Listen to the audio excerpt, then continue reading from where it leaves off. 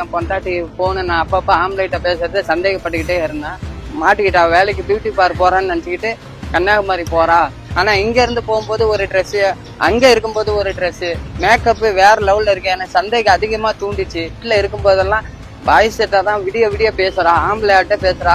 Beauty parlour என்ற பெயரில் நடந்து வரும் அட்டூழியம். பியூட்டி பார்லர் தான் நடத்துறீங்க, பியூட்டி பார்லர் தானே நடத்துறீங்க. ஆபீஸ்ல எனக்கு என் பொண்டாட்டி செல்லு இருக்குல்ல, உங்க போன் எதுக்கு என் பொண்டாட்டி எப்படி எடுத்துட்டு வருவா? உங்க 2 போன் உங்க கையில இருக்கா? 2 போன் ஒரு 2 நோட் இருக்கா? அது எப்படி என் பொண்டாட்டிக்கு வந்ததுன்றா? அது நான் வேலைக்கு வரால அவள்கிட்ட நீ கொடுத்து விட்டுருக்காங்க, தெரியாம அந்த நாய்கிட்ட கொடுத்து விட்டுருக்காங்க. அது எங்க மேல தப்பு. அதுக்கப்புறம் என் பொண்டாட்டி அவ்வளவு நாளா நான் கெஞ்சி கூத்தாடி என் கூட சேர மாட்டேன்னவ அந்த போனை மட்டும் கொடுத்தா நான் சேர்றேன், என்ன வேணா பண்றேன், உன் காலில் விழுவுற அந்த போனை கொடுன்னு. அந்த போன்ல எனக்கு இவ்வளவு பெரிய ரிஷ்யூ இருக்குன்னு எனக்கு தெரியாது. அந்த போன்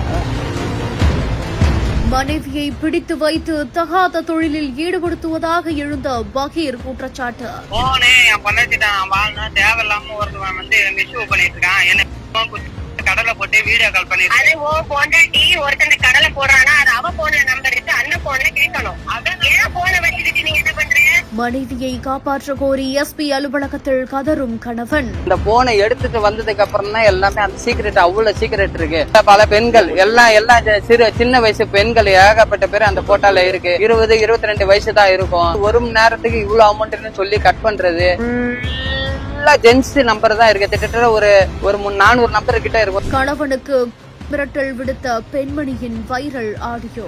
எங்க நிக்கிற சொல்லு. இல்ல உங்க பேர் சொல்லுங்கம்மா. போன மட்டும் உங்க போனை ஏன் பொண்டாட்டி எப்படி போகணும்னு நான் கேக்குறேன். அதுக்கு வீட்டுக்கு வரேன், உங்க வீட்டுக்கு டைரக்டா வந்து பேசுறேன். அதோட நான் வர வெயிட் பண்ணுவேன். என் பொண்டாட்டி என் கூட இருக்கணும், நான் அதுக்காக தான் கம்ப்ளைண்ட் கொடுக்குறேன். அதுல இருந்து என் பொண்டாட்டி தவிர பல பெண்களும் பாதிக்கப்படக்கூடாதுன்னு நான் இந்த ரிஷ்யூவே எடுத்திருக்கேன். என் சொந்த பொண்டாட்டியை நான் வந்து இந்த மாதிரி பேட்டி கொடுக்க மாட்டேன். அவ பண்ணிட்டா நான் திருந்துட்டு அவ கூட வாழணும், என் பிள்ளைங்களை காப்பாற்றணும். அதனாலதான் நான் இங்க பேட்டி கொடுக்க வந்திருக்கேன். எஸ்பி ஆபீஸ்ல கம்ப்ளைண்ட் கொடுக்க வந்திருக்கேன். அடுத்த தலைமுறை இதே மாதிரி ஆகக்கூடாது.